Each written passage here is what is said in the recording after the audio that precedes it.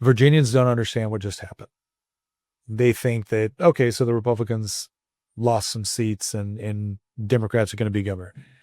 That's not what happened. The next 2 years, there are going to be a series of consequential changes to Virginia through the Constitution, through our code, through the way for donor behavior, to the way you get legislation passed, through congressional and seats, maps, congressional seats, and the way that they're drawn.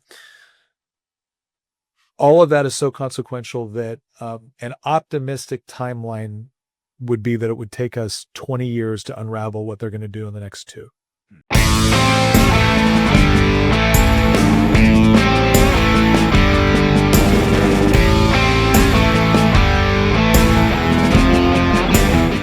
We have Nick Freitas with us today, born in Chico, California, BS in Intelligence Management from Henley Putnam University, joined the United States Army in 1998, honorably discharged in 2009, was a member of the Green Beret, and served with the 1st Special Forces Group and completed 2 combat tours in Iraq, married his high school sweetheart at 19, Tina. They have 3 wonderful children, currently serves as a Virginia House of Delegate for the 62nd District, which he served for 10 years, and this time decided not to seek re-election. Nick Freitas, glad to have you. Oh, no, thanks very much for having me. I was getting elected and did take a shot at Congress. Ran against Abigail Spanberger in 2020. That was an interesting race. But yeah, been there, the Virginia General Assembly for 10 years. And again, this last year, Tina and I were just kind of praying about it and felt more and more like the work we were doing outside the General Assembly was taking me away more and more from our General Assembly duties. And we were doing a lot of work on stuff with families, stuff with homeschool environment, stuff with college campuses and speaking to students. And so we kind of prayed about it and said, all right, God, what do you want us to do? Because I like, I can't do both of these jobs effectively. And it made it pretty clear that, it was time for us to leave. And so we have a great replacement. Karen Hamilton just won the election. So she's going to be replacing me in the 62nd District. She'll do a great job. But that's how we went from military to politics. And that political stuff runs deep, does it? Even in the military. Yeah, it does. The military was nowhere near as bad as the military. That was one of the things I learned the hard way is when you get into politics, when you're in the military, you have this idea that we're all on the same team and we're moving towards similar objectives. That doesn't mean we have different opinions and we don't argue about things, but ultimately when it comes down to executing an operation, you got to execute the operation. Politics, however, you'll watch your own side stab you in the back if it's politically convenient at any given time. And I don't mean to oversimplify it. Sometimes there are, I wouldn't say compelling reasons, which is to say, I don't know that it's morally justified, but it's not as simple as, oh, they're just greedy or mean or evil. No, sometimes there's other considerations that they have valued in a way that maybe you don't think they should have, but that's what's happened. And the incentive structures in politics to compromise in areas where you shouldn't are overwhelming. And the one thing I'll say is now that I'm getting out, right, I can say this. One thing I'll say is voters can get mad about that all day long. You elected them. And if you want people that are going to actually stand for the things you want, well, then you have a part to play in that. And a lot of that happens in primaries and things like that when the electorate doesn't show up. And so one of the things that happens in elected politics, I mean, I won't speak for you, but I know you've experienced this, is there's a lot of things that you get mad about when you're a voter that when you actually put yourself out there and run and then nothing with space for a while, you start looking back at voters going, okay, if you really want to change things, I can teach you how, but you're going to have to pay a little bit more attention than you currently are. And if you don't want to do that, don't complain about the results. How would be what's their they show up for $5, they borrow somebody else's pencil, use somebody else's paper, circle a little box and go home.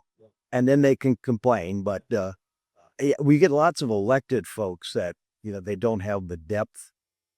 Obviously, you have the depth and breadth of your experiences plus your education. Lots of times you have a politician, you ask no question, they have their 6-second soundbite. Yeah. After that, it's gone. You go into depth.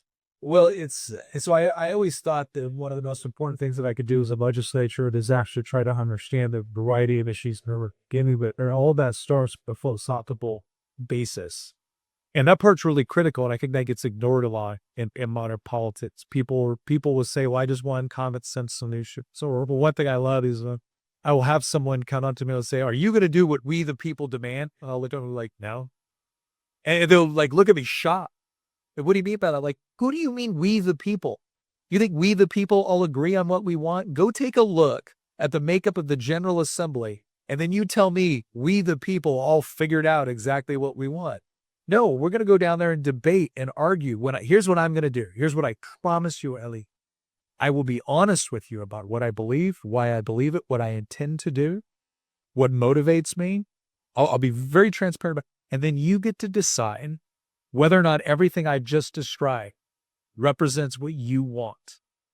And if the answer is yes, then I'm going to go down there because what you've done is you've delegated authority to me to be able to make decisions, not just on easy up or down votes, but on which bills to carry and when to carry them and what sort of amendments are going through. And maybe that bill was really good when it went into subcommittee and maybe it's really bad when it went out.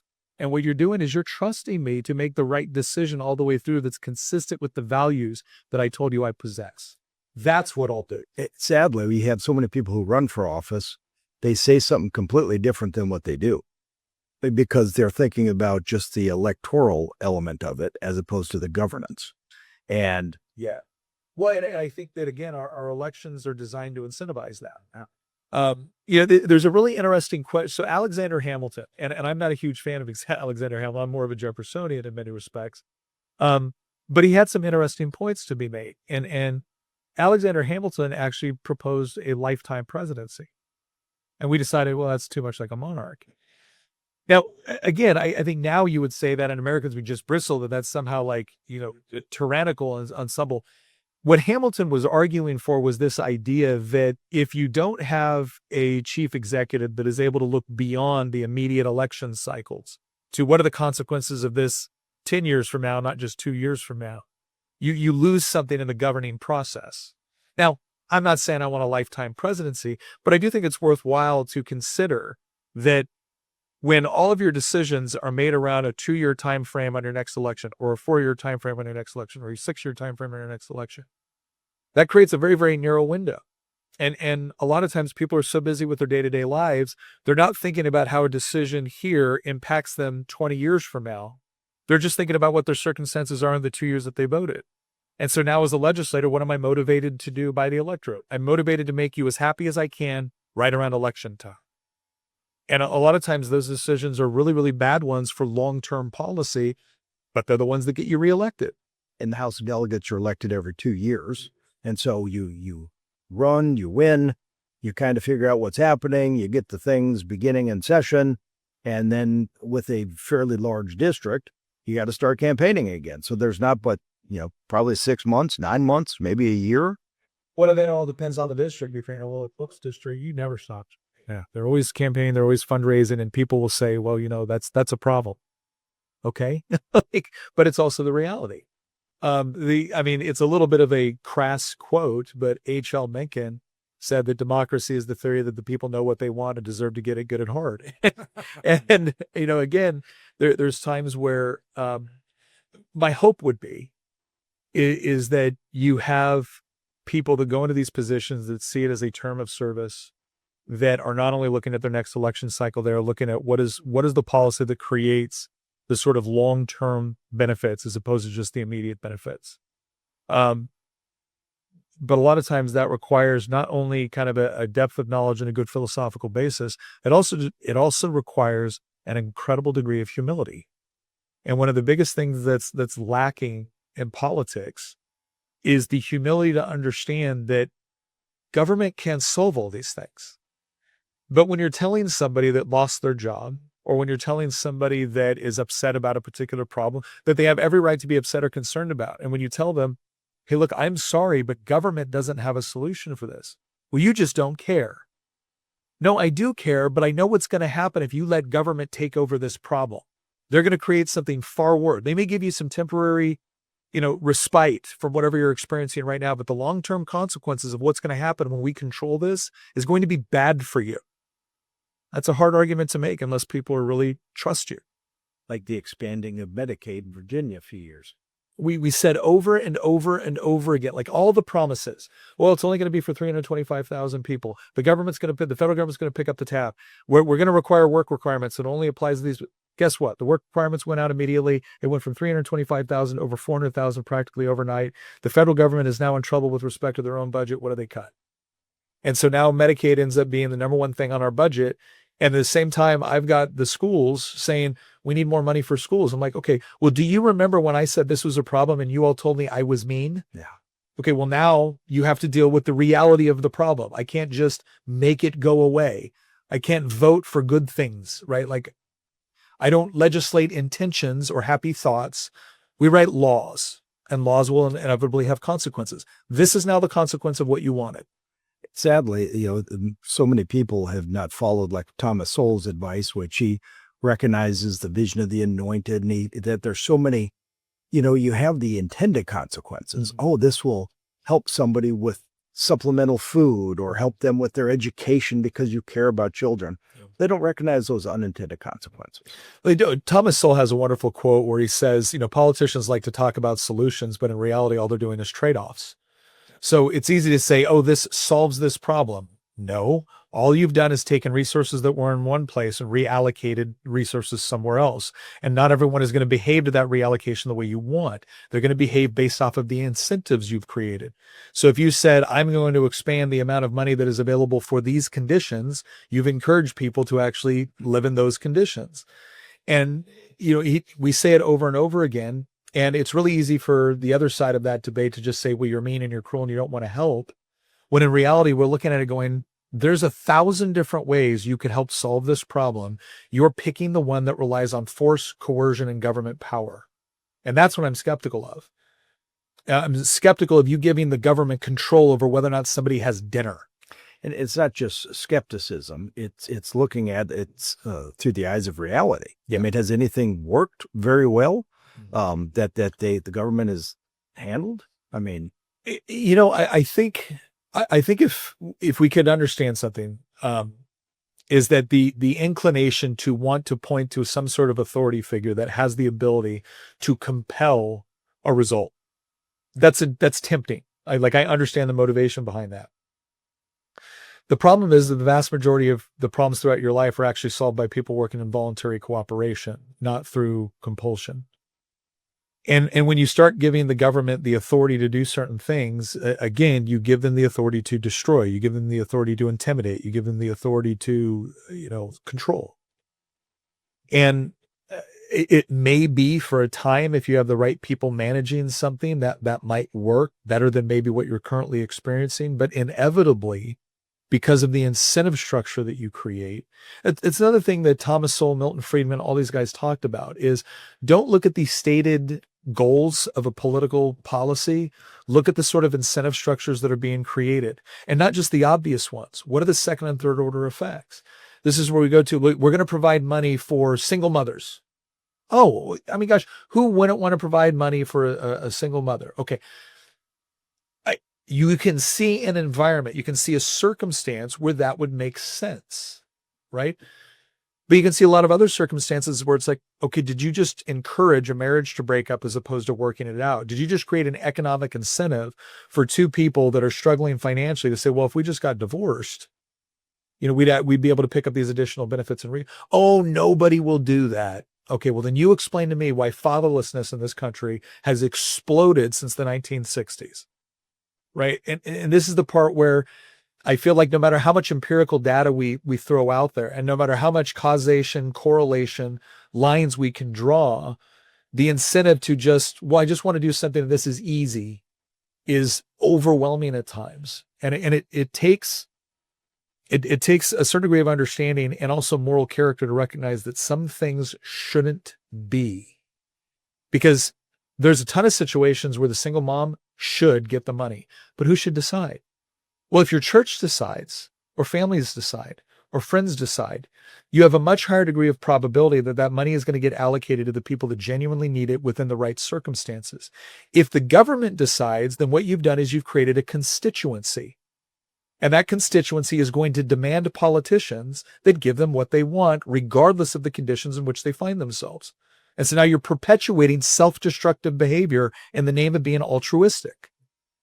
And we'll get to in a minute about your faith. But obviously it sounds like that you recognize the moral absolutes that were found in the Bible. Yeah. And, it's more blessed to give than to receive, right? We all read those verses. And when you're taking something from somebody and giving it to somebody, that's not a gift. No. And you talked about the churches wrapping their arms around the single mother or the friends and family. Mm-hmm. They're giving. They're giving out of the altruistic nature of their heart. They're giving, and they're blessed by that gift. Well, the funny part is when I say things like this, people are like, oh, okay, white guy, you're probably a rich kid. I'm like, okay. My parents got divorced when I was 3. My dad lost his home later on in life when he had a stroke at 39 and lost his job. My mom was a single mother for a good portion of her life and a nurse. No, I understand. And then when I got married at 19 and moved across the country and was a private in the military, we had our power turned off because I couldn't pay the bill. Like, no, I understand what it is to deal with these struggles. The difference is I've seen the corrosive nature of a society which believes they are entitled to help, as opposed to a society which is grateful for the help that they receive because it was voluntarily given. If you want to build community, then you have to build a situation where people feel a sense of personal responsibility for their neighbor. But if they can just outsource all of that to the government, well, then politicians will be more than happy to take your money by force and then redistribute it based off of what gets them reelected, not necessarily what solves the problem. In fact, they don't have an incentive to solve the problem. The longer you can stay a dependent constituency, the more they can count on your vote. And the fact that I've observed this personally, and I've seen it within the legislature, has just made me that much more convicted that, yes, we need, again, when my power got turned off, I qualified for public assistance. In the military, I qualified for public assistance. I didn't ask for it. I didn't go and get it. There were times where family and friends needed to help me out. It didn't create a sense of entitlement. It created a sense of gratitude. It created a desire to want to reciprocate. So I think we need to recognize the corrosive nature of a lot of what government is doing in the name of altruism. Those hard times that you went through, there's a circle that happens. Hard times make strong men. Strong men make good times. Good times make weak men, and weak men make hard times. So those hard times that you went through, just like you went through the Green Beret, just like your electric bill with your family, I imagine those are times that you look back on now. Oh, yeah. With Tina and say, wow, what a bond that helped create. People will sometimes say, gosh, do you ever regret that you got married so young? I'm like, oh, no, not 1 minute. I think getting married at 19 was one of the best decisions I ever made. And some of it does, it's that idea of going through difficult things in life with the person that you love and overcoming it, because it builds a sense of resilience. It builds a sense of ingenuity. You have to be a problem solver when you don't got much to work with in the form of resources.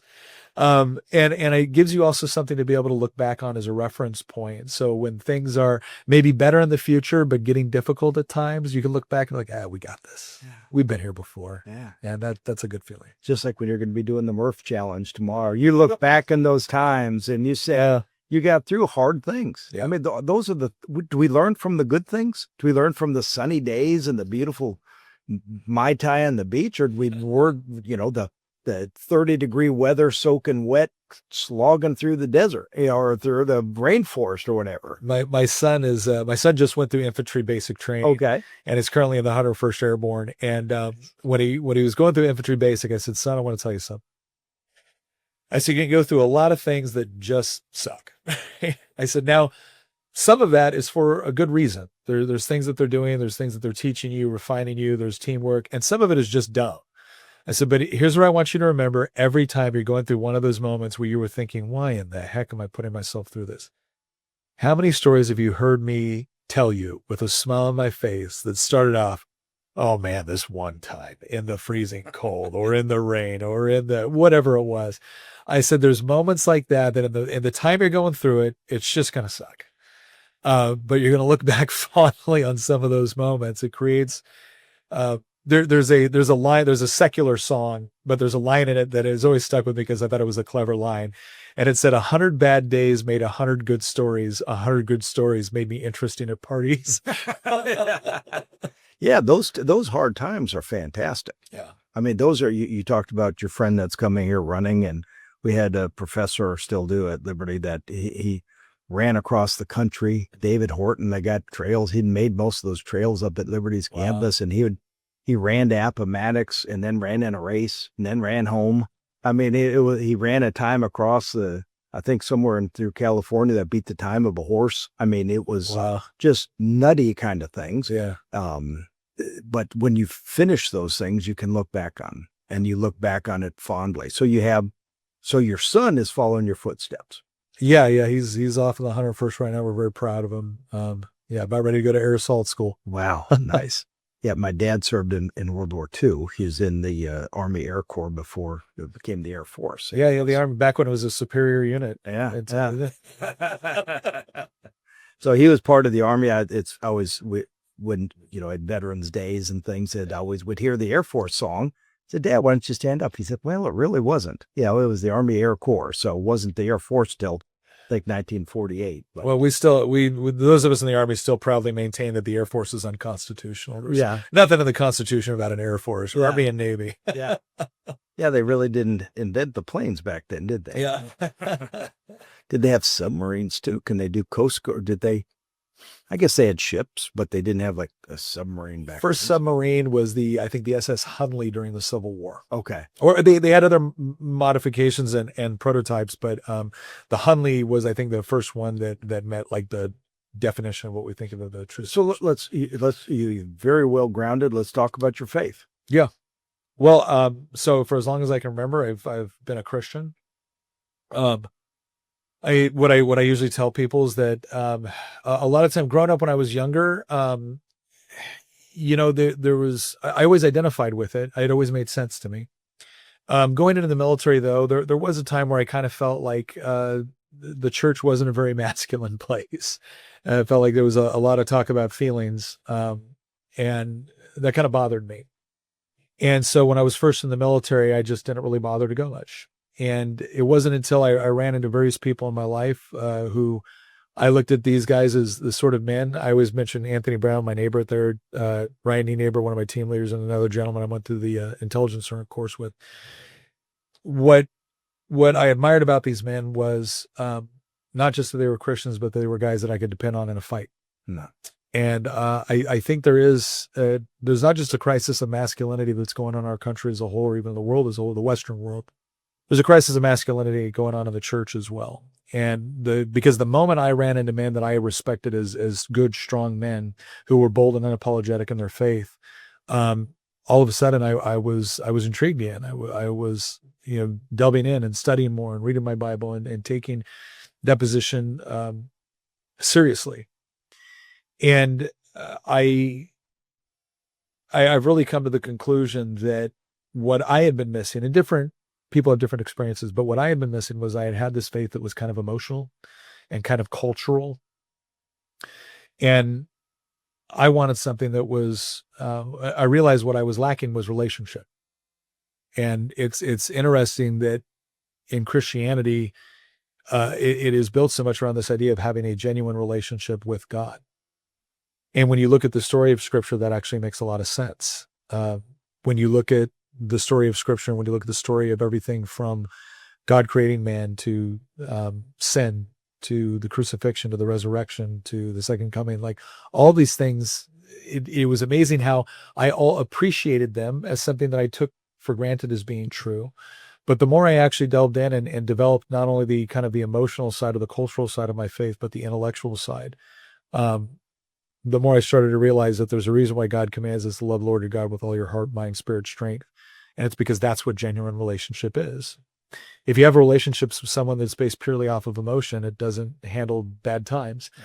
If you have a relationship with someone that is just intellectual conviction, well, then there's no real genuine connection that's actually being made. But when you actually have a relationship with someone that is built around this idea of, the heart, the mind, the spirit, the strength, that's where you build real bonds. And so that's, delving into the feeling, not only feeling what I did about my faith, but feeling the intellectual conviction of it, combined with everything else is what brought me home. Yeah.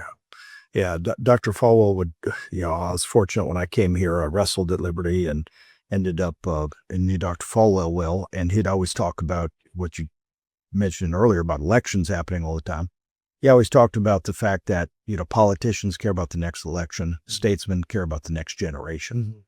With that, as we find the Bible and we find the leadership of men, sad that many times liberal theology likes to take scripture and just say, well, God is love. And they forget the whole Old Testament, where God commanded man to slaughter every, not just fighting man, which is hard to grasp. Yeah. But every man, woman, child, goat, calf, donkey, slaughter them all. And because he's a just God.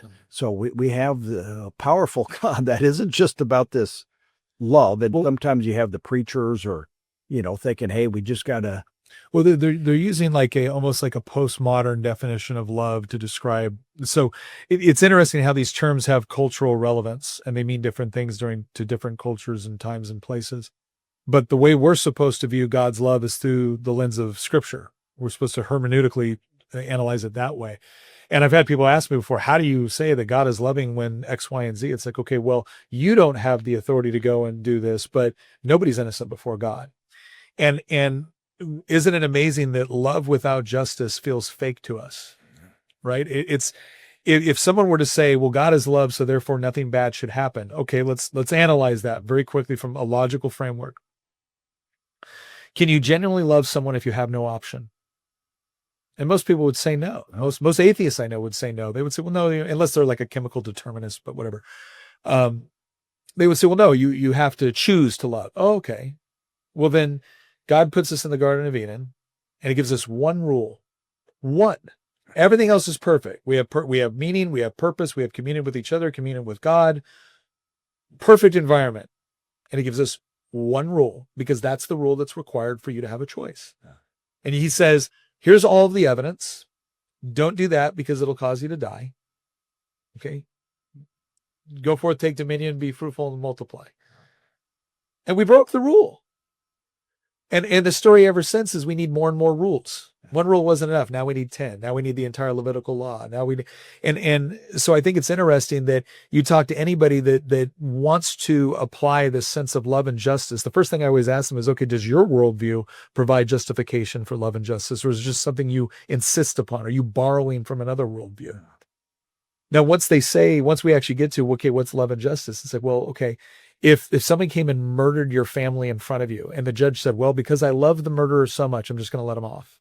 Would you find that loving? You might find it loving toward him. You want to find it loving toward you. You would find it a horrible injustice. What about the love that was owed to the people that were harmed as a result of this person's actions? So how do you maintain genuine love with genuine justice? And what's fascinating is when I look at scripture, this is part of that process I went through in challenging my own faith, was that I've noticed we're all searching for purpose, meaning, identity, love, justice. So what actually explains these things? What provides a logically consistent narrative throughout space and time? God who doesn't need us, but chooses to create us because he wants relationship with us. Puts us in a perfect environment, says there's one rule. Please just follow this one rule. I provided everything, just follow this one rule. This is why. We violate it. Why did we violate it? Because the serpent promised us we could be like God. Yeah. So how do you get reconciliation? Now that injustice has been done, how do you get reconciliation? Well, he can't just let us off because that's a violation of justice. But he can bear the penalty himself because he's the only one that is without sin. So he chooses to bear the penalty for himself. And then he says, and now he says again, I'm still giving you a choice. You don't have to accept it, but this is the only way out. And it's the only way out that preserves love and justice. And I'm looking at it going, how does that not make sense? That's the only thing that makes sense to me. Any other way you wrap your mind around this, you either diminish love or you diminish justice in the process. This one keeps them both intact. And I think it's miraculous. And so you wrestled with this while you were in the Green Beret in the military, or Just kind of in general. I mean, it started off when I went through down like the realm of Christian apologetics. A lot of it was just kind of answering some of the atheistic claims, like the problem of evil, or some of the historicity of the scripture. Are the scriptures reliable? Can we? And then looking at, okay, what sort of mechanisms do we use the laws of logic, we use the scientific method, we use rational inference. And going through that process and realizing that when we look at the reliability of scripture, when we look at how we would try a case in modern, Lee Strobel's done an excellent job on talking about, are the disciples reliable witnesses? It is amazing how, if you're going to ignore the Bible or ignore the testimony of the apostles or whatnot, you would essentially have to throw out any book of ancient antiquity ever. And so when it comes to the historicity of scripture, the early attestation, the reliability, it's overwhelming. Then you get into the logical part of it. I just kind of explained like the philosophy of love and justice and how do you keep those two things intact. But then I looked at some of the other claims. I'll never forget this one guy I served with, really good guy, smart guy. And he was really hung up on something for some reason. He said, "You really believe in the virgin birth?" I said, "Well, yeah." Come on. I said, "Well, okay, can we at least for a moment assume that God is possible as a concept?" He goes, "Fine." I said, "Okay, so the guy that created everything can overcome this problem of a virgin birth? Like that's what, beyond his capabilities?" And he goes, "Well, no, I just don't think it's likely." I'm like, "You're right. It's miraculous. It is by definition not supposed to be likely. It's supposed to grab our attention." And he goes, "Well, and I said, "So your problem is miracles. You think miracles are absurd and therefore it diminishes the reliability of scripture?" He goes, "Yes." I said, "Okay, fine. What would you need to believe in God?" He goes, "Well, I would need like just actual like evidence, like God to tell me he's God." And I looked at him, I said, "I got good news for you. I'm God. Worship me." Yeah. He goes, "What do you mean?" I said, "You said you want God to show up in person and tell you he's God. So I'm now claiming to be God and I'm demanding your worship. And you will, of course, grant me this worship because I have physically presented myself and told you I'm God." What? No, you can't just do that. "Well, what do you want? You need to do something miraculous?" So let me get this straight. The one criteria you require for me to demonstrate to you that God exists is the same criteria you use to discount the reliability of scripture? How is that logically consistent? How does that make sense? And he kind of stopped for a second. He's like, "Oh, okay." I'm like, "Look, I'm not asking you to believe that every claim of a miracle is an actual miracle. But what I am saying is that the very proof, the very thing that we require of someone to demonstrate divinity is the miraculous." Yeah. And so to just dismiss it outright as if any claim to a miracle is automatically false is nonsensical.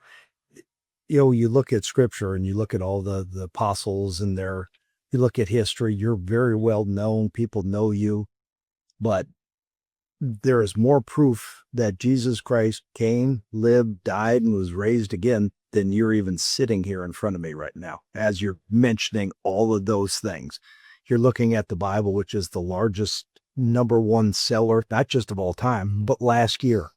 It's still the number one seller. And you look at all those things. I was glad to hear you at the Blue Ridge Pregnancy Center. Back when God said, "I knew you in your womb," could any doctor at that time know anything about what's in the womb? Now we have 4D ultrasounds. And you look at this thousands of years ago where God had put this in biblical passage, and now we see this. So many times things that we read about, we don't understand. Now they come, and now we see, wow, how far ahead God was on the equation. Yeah. It's almost like he created it all. Yeah. It's almost like he had intimate knowledge of it. Well, no, I think one of the things that we did a podcast a while back on our show, Making the Argument, where we just asked the question, is Christianity reasonable? Because one of the things that you'll see is Joe Rogan's a perfect example of this. And I give Chad Wright huge credit for this and people like Wes Huff. It was so easy to just flippantly dismiss the Bible. And if you looked at the primary reasons why they flipped it, it was either apparent contradictions that were not contradictions, or it was misrepresentations of something that happened in the Bible, or it was they didn't like their believers. I heard someone said it best. He goes, when you play, or Frank Turek likes to ask this question. He goes, when someone plays Beethoven badly, do you blame Beethoven? No. right? And so you look at all these things and there's answers for it. And then you look at the other side of it. It's like, okay, is it probable? Now, again, I'm not doing an appeal to popularity, right? I'm just saying that is it really probable that billions of people around the earth over centuries are just idiots, right? Are just engaging in wish fulfillment. Like, look, I don't agree with Hinduism. I don't agree with Islam. They have millions, if not, over 1 billion followers, right? So I'm not claiming that popularity makes something true.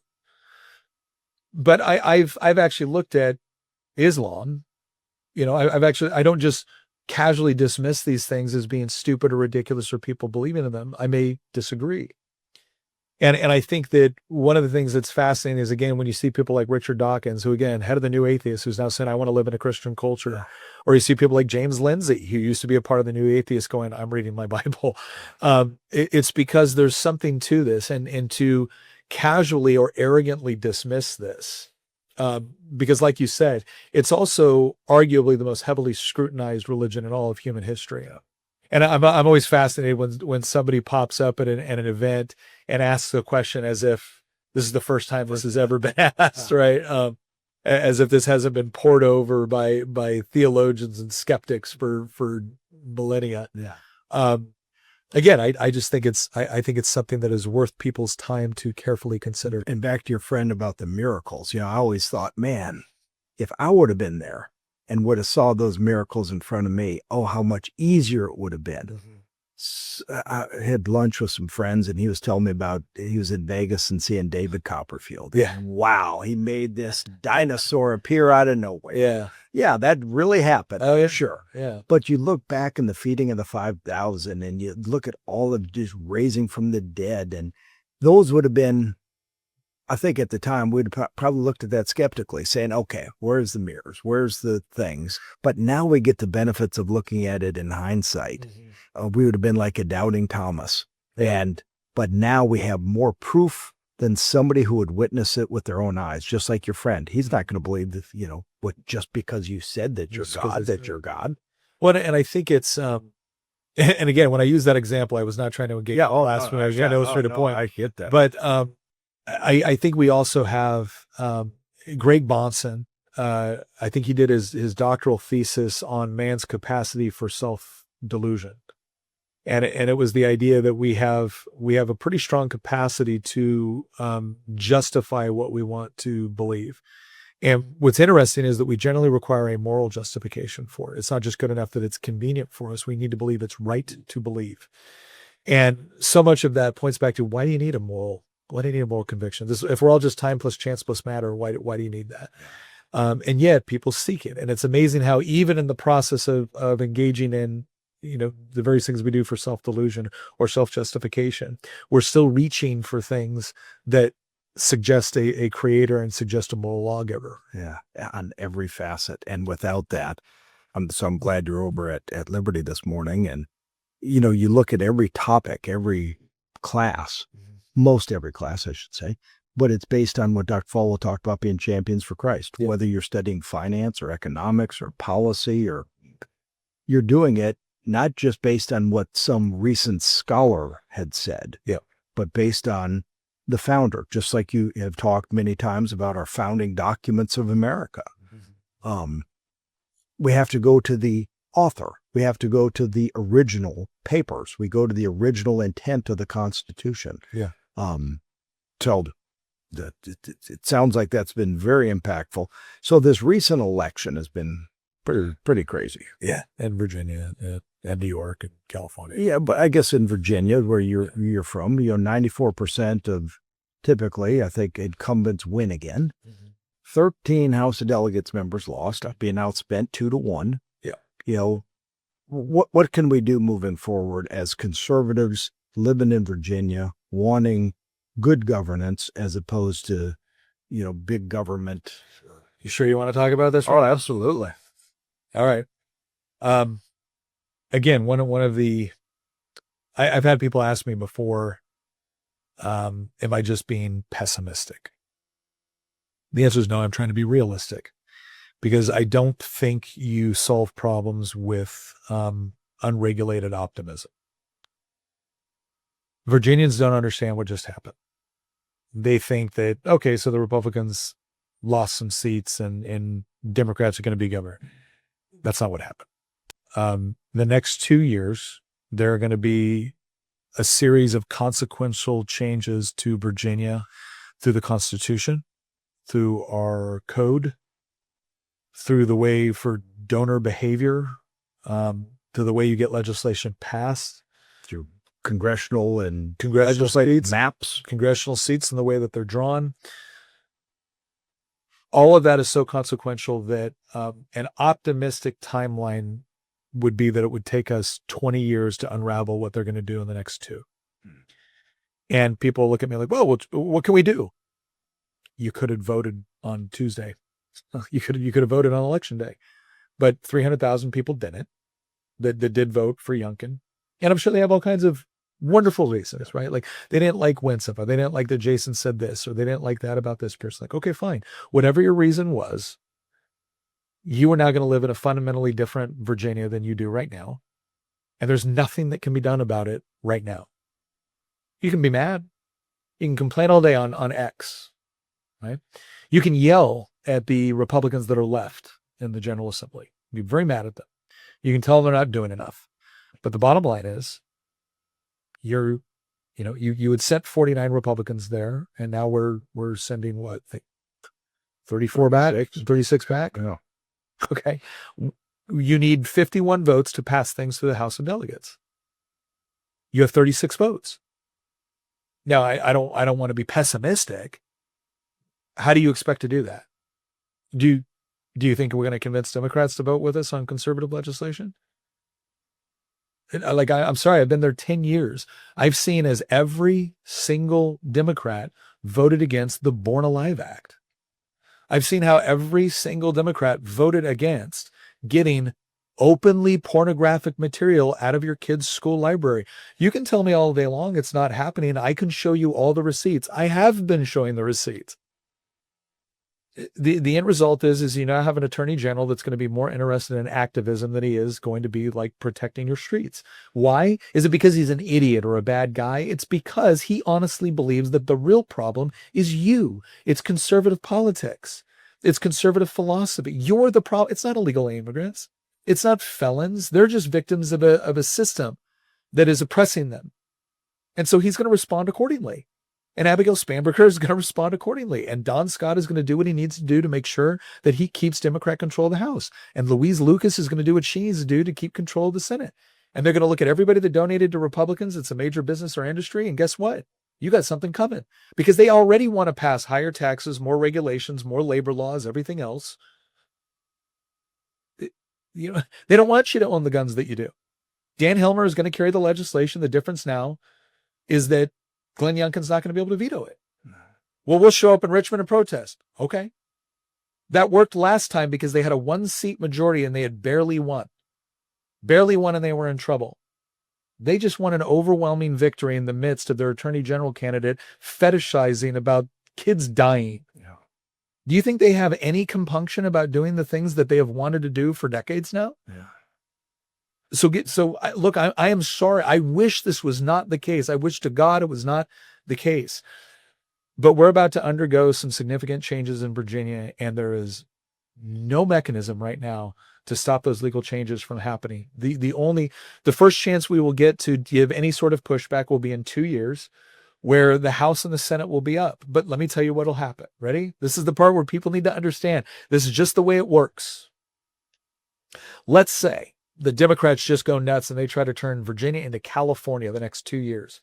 And Virginia voters are just furious. That was not what they signed up for. You swore to us you weren't going to do X, Y, and Z. Well, it turns out they did. So what happens? Are we going to win 14 seats in the House of Delegates?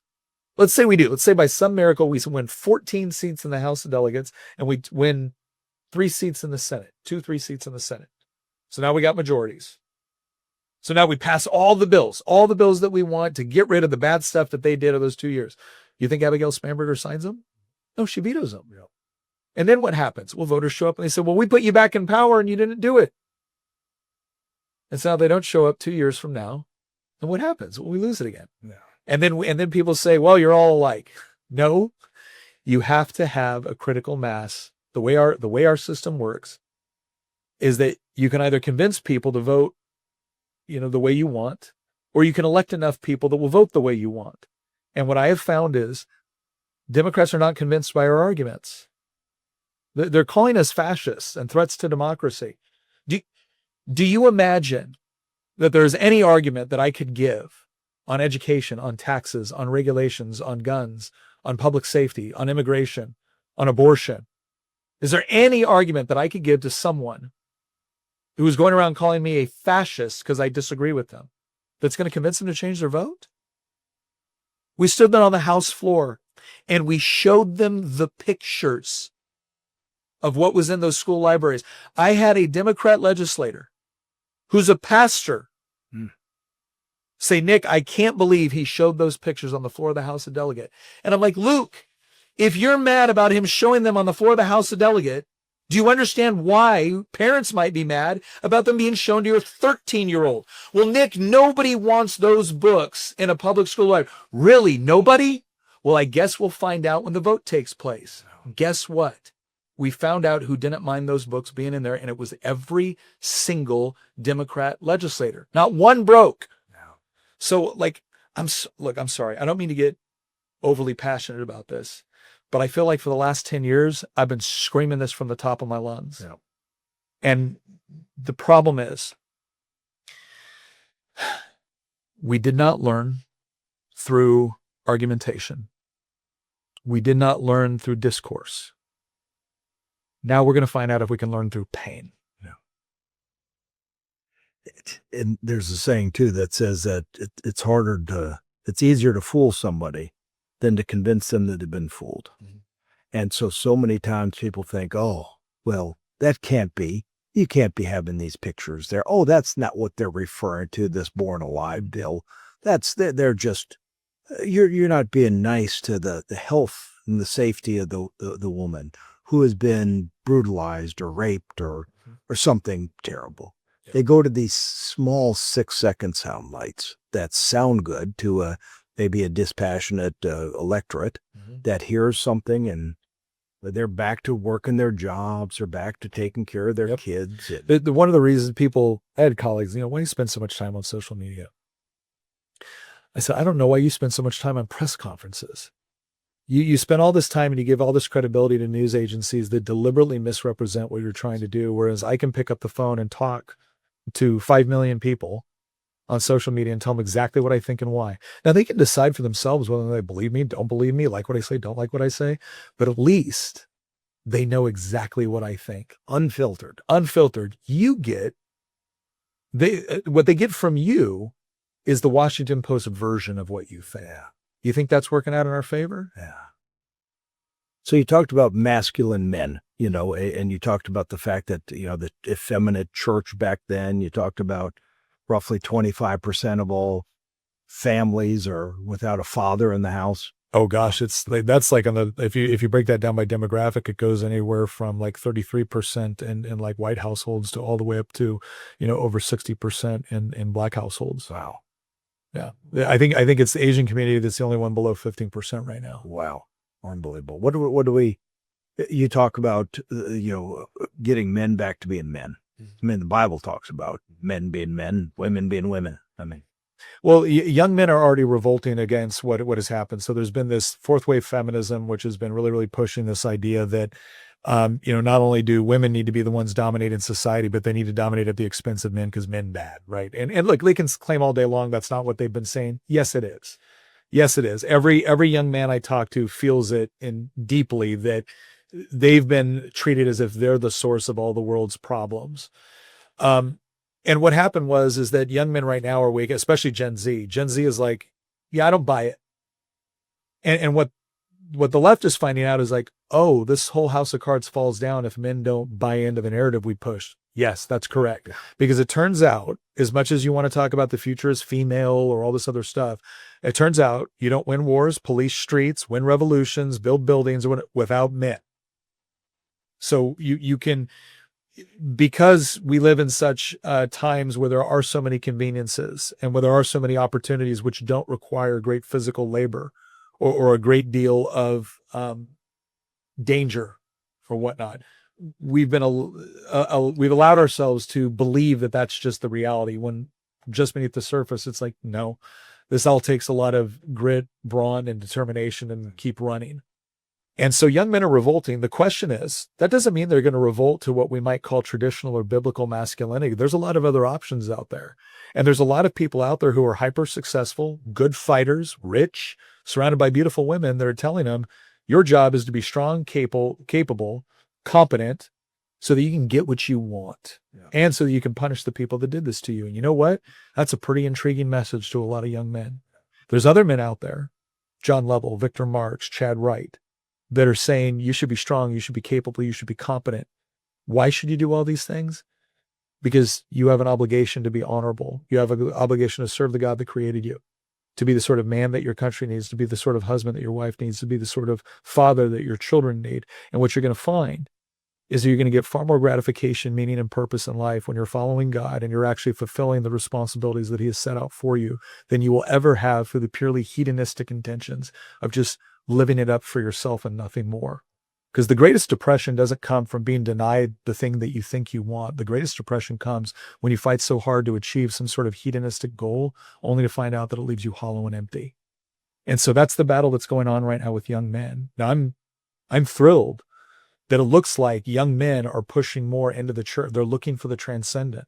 They're looking for something that's true. They're looking for something that gives them meaning and purpose. The question is, what will they find when they walk into your churches? If they find strong men that are diligently following God, I think they're going to stay, and I think they're going to turn everything around. If they find weak men, they're going to go look for strength somewhere else. Yeah. It is sad how, my generation, we grew up without car seats. We grew up sitting in the back seat of a pickup truck. Yeah. We grew in the back seat of having a shotgun. And, now it's been like that for a long time. People that have lots of kids, but now you got to spend extra money and put kids in car seats, and you got helmets riding on a tricycle, for crying out loud. Sure, we love these kids, but it's a little bit different when you're looking at just getting a little bump on the head. And I think you talk about bruises versus scars. Yeah. And, you can maybe add those to your things, those seat belts, the government nanny coming in and saying, you must have the government loves your kids more than you do, so you must put them in a car seat, or you must put on a helmet. I think, and a lot of people will hear something like this and be like, wait, you don't want there to be, no, it's not a question of taking appropriate and reasonable precautions to keep your child. Of course you should do that. The question is, who? Where does the responsibility lie? Yeah. Because it turns out there's a lot of ways that you can actually engage in reasonable protections, but when you only allow one to be regulated, and enforced, you're going to create different incentives there, and you're going to create different ideas of what the role of the parent is. And when I talk about that, what is, how do you put your kids into situations where you can actually make them more resilient and teach them how to deal with difficult situations? Well, you have to put them in difficult situations. They have to fail. You have to put them in situations where you are 99.9% sure they're going to fail and maybe even get a little bit hurt. Now, I always said my job was to prevent my kids from getting scars, not bruises, because the scars are the things that impact you for the rest of your life. The bruises are the things that provide some teachable moments. So I wanted to give my kids age-appropriate risks so they could go out there and they could test themselves. So they could jump out of airplanes in the airborne. So they could fail to realize that it's not any fun, but to also realize that it's not permanent either. You learn from that, and then you get up and you do it again. Why? Well, that's what resilient people do. And yeah, there's been too much of bubble wrapping both our children and the world. And the end result is we find out that the moment, things that people used to be able to get over rather quickly are now traumatizing. Yeah. Mild inconveniences are now traumatizing, because in part, when you incentivize, as we've seen with progressivism, when you incentivize trauma as a badge of honor, when you incentivize trauma as something to revel in and to identify with, as opposed to something to overcome, well, the end result is it becomes a race to find new traumas. Yeah. And it just leads to a series of self-destructive behavior where, again, people can't even stand up to the simplest of inconveniences.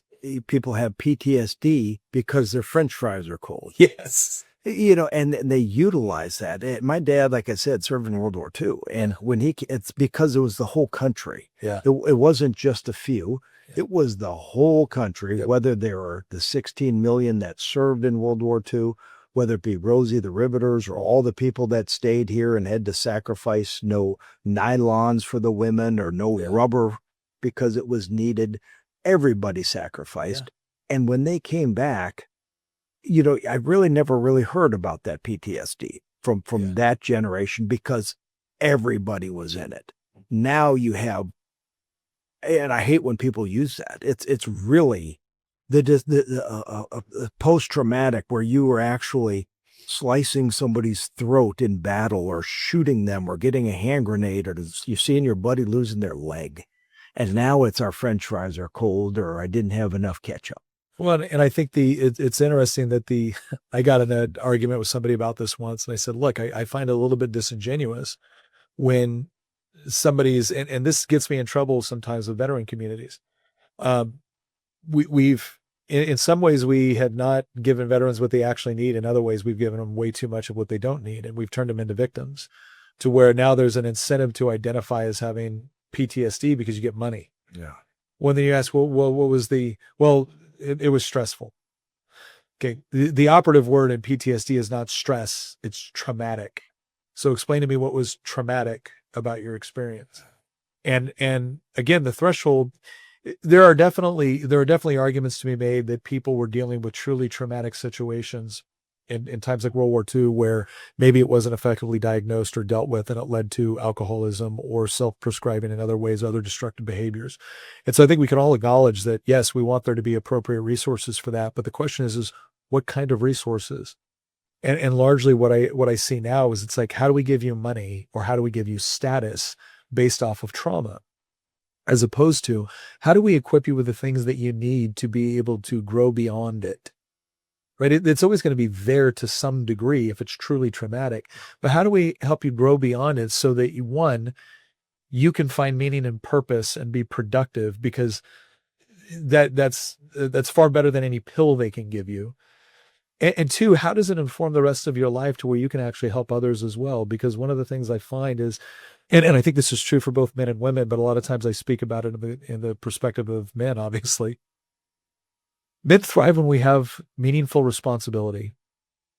And you can't place meaningful responsibility with a paycheck or a victim status or a therapy session. It's not to say there aren't times where we may need to talk. Definitely are. But ultimately, what I've seen most vets want is another mission that they believe in. So, yeah. And yeah, it's hard to see when you see people that have, never actually been like you in combat or, but they have a disability because they got carpal tunnel from typing too many bureaucratic reports. Yeah. I don't have much justification for that. I had somebody ask me once how much disability did you have? Because I was a paratrooper and I was a Green Beret and I did combat tours. And, well, what's your disability? I said, 0. And they're like, you didn't get any? I'm like, no. Why? Didn't apply for it. Yeah. Why not? Because I didn't think anything happened to me that warranted it. No. Now that doesn't mean things didn't happen. It doesn't mean that there aren't aches and pains. There may come a day where, for instance, with my hearing or something like that, where I could justify in my mind that the military might have had something to do with premature hearing loss, right? Or something of that nature. And I don't want anybody to not seek out the help that they're entitled, the medical care or whatnot that they're entitled to. But it is amazing to me to watch guys who endured incredible combat situations take the bare minimum and then watch other people who endured nothing approaching traumatic, milk it for everything it's worth.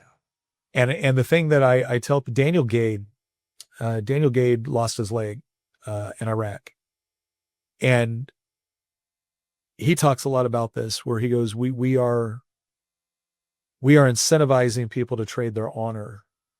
And again, I can't emphasize this enough. We don't want to dissuade people who are entitled to the help from getting the help, But neither do we want to create perverse incentives where we encourage people to trade away their honor in exchange for a paycheck. Yeah. So, And new incentives about, extra incentives where you don't have to pay like real estate taxes, if for a real purpose, absolutely. But it just, you watch the food stamp recipients went from 17 million nationally to 42 million. Yeah. You look at those things and you watch our society being as obese as we have ever been. Yeah. And you think, is that really needed? Is that necessary? Is there the use, the negative use of all those incentives that are out there that say, oh yeah, I can get it. Well, and I think there's also, I go back to that whole idea of when my power got turned off. The difference between getting help from family or friends or the church or a voluntary organization. People are like, what about people without family and friends? Who the heck is living in such a way where they have no family or friend? Like, how big of a jerk do you have to be to have zero family or friends, unless you're a child put in a really bad situation? Yeah. And let's face it, that's not the majority of what we're talking about here. When that happens, again, it creates a sense of gratitude, not entitlement. But when you start getting the help from the government, what do politicians say? Oh, no, this is for you. You deserve this. Yeah. This is your money. No, it isn't. No, it isn't. If you are getting SNAP benefits, that is not your money. Somebody else had something confiscated from them in order to give it to you. Now, if you find yourself in dire situation, I'll give a perfect example. My grandmother cried on her way to go get food stamps because my grandfather had gotten very, very sick, lost his job. My mom graduated high school early, took another job to try to care for the family. They got to the point where they had no food. They had no money left. She went, got food stamps, went out, got the groceries she needed, and brought back the additional food stamps in tears. Because for her, it was such a hit. Yeah. It was such a hit on her sense of being able to take care of her own family. But like all those conditions were there where we would say, that's why it's there. The problem is that we have other people that look at that and say, well, I'm entitled to this. No. Somebody else went without. Somebody else had something taken from them. And if you don't have any gratitude for that because a politician has convinced you that you're owed this, you need to take a good hard look in the mirror. And you also need to realize that politician is encouraging self-destructive behavior. Yeah. And the politician that is doing that is acting, and they get rewarded because they're viewed as Santa Claus. Yeah. Didn't realize he just knocked off the liquor store to be able to give you those things that he stole. Yeah. How do we restore the honor? I mean, when we have so many people that are, what can we get? What can we get? The reason why my wife and I have focused so much on how do we, the reason why I focus on the concept of biblical masculinity and the work that I do now, the reason why my wife and I both focus on how do we make for strong marriages is because that's where it's at, right? Like even in the home I grew up in where my parents got divorced and there was multiple divorces growing up and there was difficult situations. One of the greatest gifts my mom and dad gave me was when they got divorced and everything happened. Not once did they act like it was, well, this is just the way it is. My dad took responsibility. He goes, it's my fault, man. Huh. So amazing it was to have parents that when my father fell short of the mark that he knew he should have made, he didn't make excuses for himself because I was wrong, man. I was wrong. Right. And I think when we get back to families where the men really take responsibility for being the spiritual leaders of the home, the physical providers and protectors, where the women look at themselves as guardians of the family and the virtue of the family. When children are raised in that environment, it becomes very, very natural. And by the way, educated in that environment as well. It is amazing to me that conservatives have an above replacement birth rate. Progressives don't. So why do they keep winning elections? Because they're the ones running your child's education. Yeah. So when you have strong families, that honor is transferred. Like I saw the honor in my mom and my dad and the work that they did and the way that they did and how they struggled and worked and provided. I saw the honor when they made mistakes and owned up to them. And I wanted it, right? Like your children desperately want you to be heroes, right? They want you to be a model that they can live up for and look up to and emulate. And when you take that responsibility serious for both the responsibility and the incredible privilege that it is, and you do your best to do it, they know you're going to make mistakes. Own up to them. Wow. Right. And, but when you give them that mark, man, you're setting the foundation for them to do even better than you did. And there's been no greater honor in my life than listening to my kids describe what they want to do with their own lives. Yeah. When you ask them, what do you want to do? I want to get married. I want to have kids. I want to homeschool. I want to do what God has for me. You look at that, it's like, there's no rank, there's no title, there's no accomplishment that even comes close to comparing with that, because it gives me assurance that somewhere along the line, as imperfect as our efforts were, God blesses imperfect efforts. Yeah. And you have those kids that are following your footsteps and from the footsteps that you followed.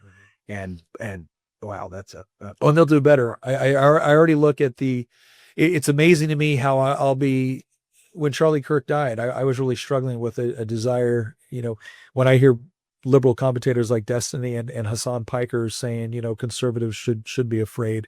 And I look at those guys like, oh, you don't know what fear is. Yeah. I can make you feel fear real quick. Yeah. And that's where my mind starts going. And my daughter's the one going, Dad, Romans 12, we can't be overcome by evil. When my son is at the earliest stage of his military career, and I know all the temptations that are there. Yeah.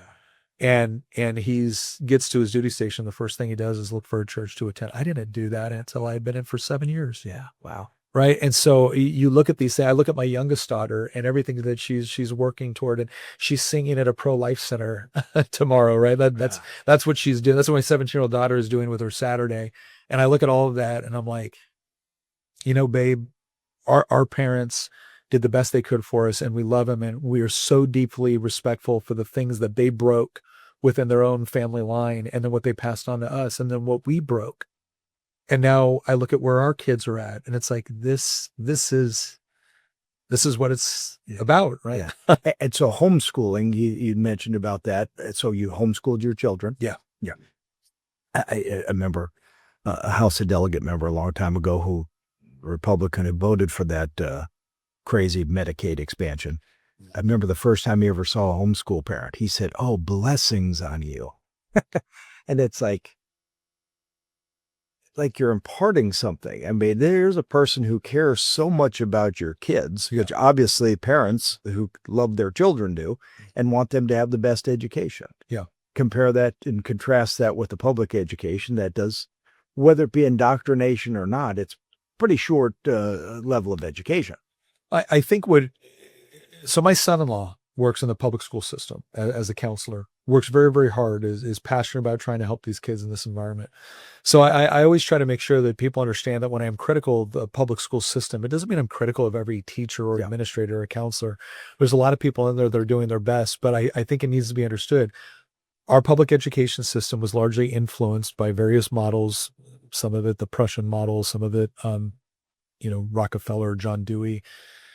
These things were designed to make, in some cases, good conscripts and factory workers. In other cases, especially when you look at people like John Dewey, his goal was to get kids away from their parents so that he could educate them in the way that they think they should go. Yeah. Not you as the parent, him. Yeah. So when you look at all those various influences, I think the thing that you have to keep in mind is this. Public education is a mass production approach to education. So you will get mass produced results.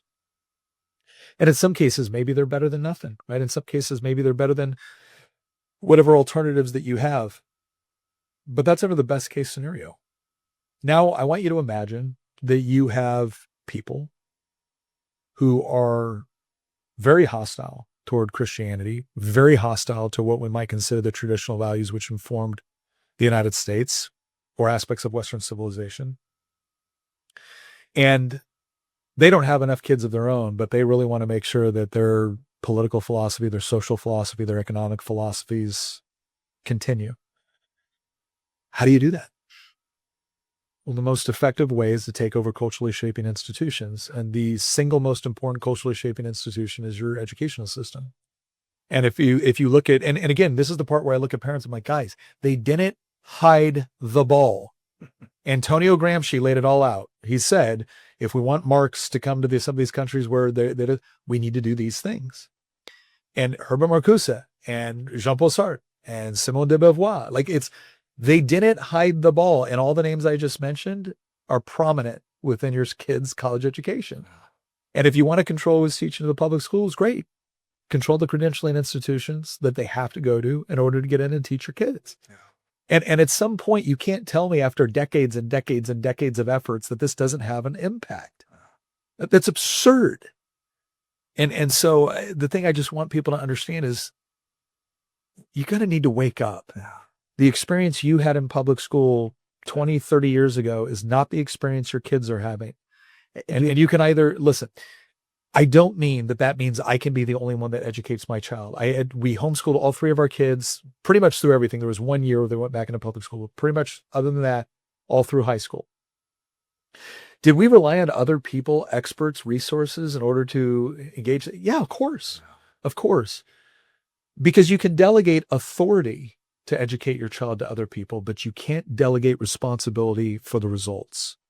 And when you start to take that seriously, you're going to understand a couple of things. One, we didn't homeschool just to protect our kids from what we saw going on within our public school system. We homeschooled them because it gained us back thousands of hours with our children. Yeah. And believe me when I say the teenage years were the easiest for us. Easiest. Right? So there's that. But the other thing is, it's about recognizing that part of the reason why people feel so inadequate to educating their own children is because they've been taught to believe they're inadequate about raising their children. And what I would like people to just consider, just for a moment, why would there be such a push to convince you, the person that probably loves your child more than anybody else, that taught them how to walk, that taught them how to tie their shoes, that probably taught them the first thing they knew about reading, taught them how to talk, why would there be such a push to get your kids away from you and into the hands of other people as early as they possibly can? Absolutely. It's interesting that I teach finance at the university, but I can't teach 9th grade personal finance in a public school. Yeah. Because I don't have a teaching certificate. Yeah. And they go through those process. Yeah. But yet, you look at that, you look at tenure of public school teachers. Mm-hmm. Does that ever work in any private institution? Yeah. Where if you're not doing a good job, you're gone. I want tenure in the legislature. Yeah. Yeah, it's not something. What do you mean elections? Yeah. It's those things are, and you look at our scores. Mm-hmm. We're the number one in the world. We're now 24th or whatever our numbers are now. And I can't even think of 24 countries that could be better than us in on any element of education. And then the other thing to keep in mind is be real careful too on that, because they'll manipulate the studies in order to determine what makes for good education. Yeah. I mean, there was this kind of a side note, but it illustrates the principle. Washington Post just did a big survey on the most family-friendly places to live in the country. And they scored education, public safety. That makes sense, right? Infrastructure. Okay, great. And LGBTQ and abortion access. Wow. So let me get this straight.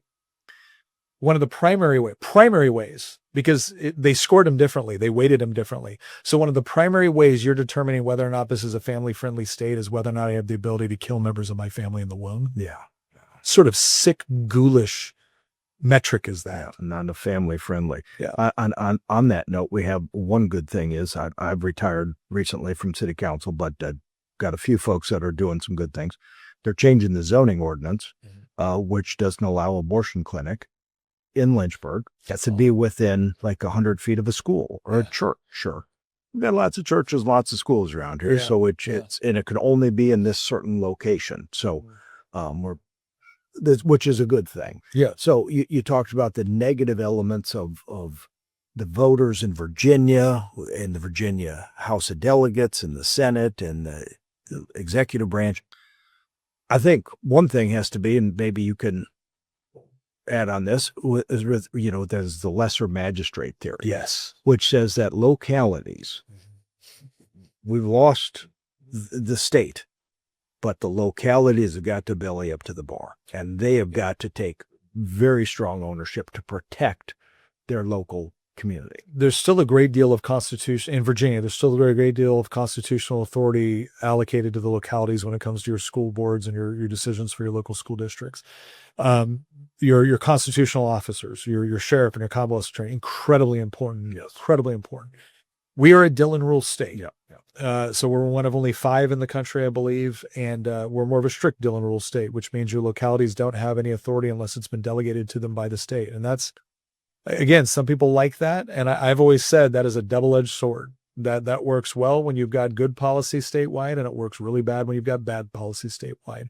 But the whole concept of the lesser magistrate is kind of this idea that governing close to the people. So those laws, ordinance, or rules, which are kind of the most intimate, should be made by the people that are closest to the people.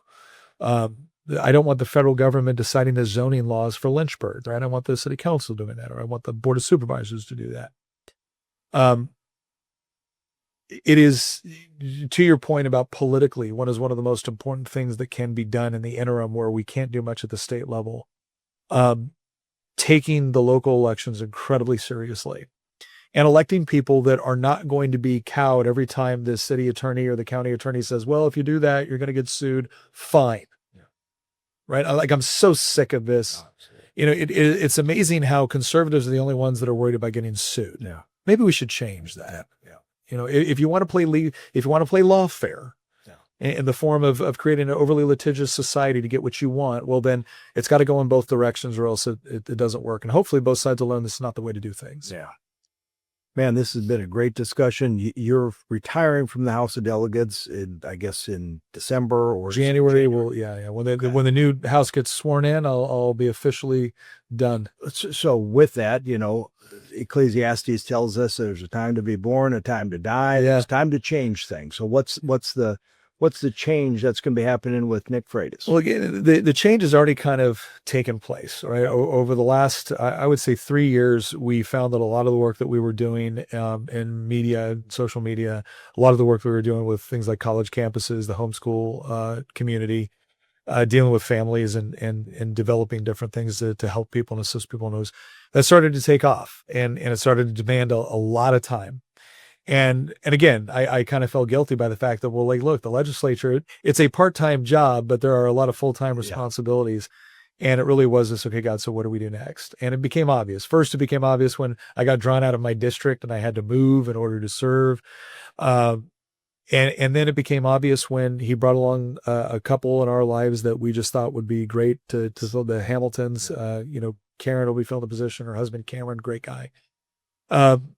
And then the fact that, again, everything that we keep doing within this realm keeps bearing fruit. So we will continue our social media presence, Nick J. Freitas, Making the Argument, the Y Minutes, all of those programs. We're going to do a lot more. One of the the impromptu question that we ask on what should you focus on is like, what do you get stopped at the airport for? And so when somebody stops me at the airport in Houston, like, hey, are you that guy with the the coffee mug guy? Yeah. And like, gosh, they don't say, I really like that bill you carried.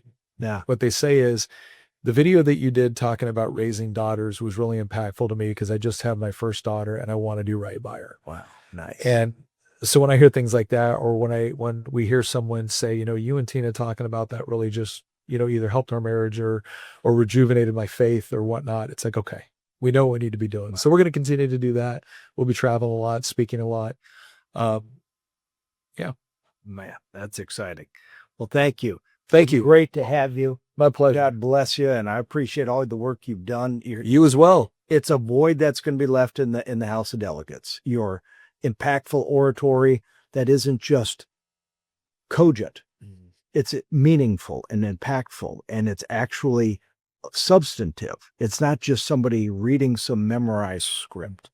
Your speech at the Blue Ridge Pregnancy Center, there was no written speech. There was no teleprompter. It came from your heart, from your gut, your soul, and everybody knows that it's real. So thank you very much. Thank you. It's my honor.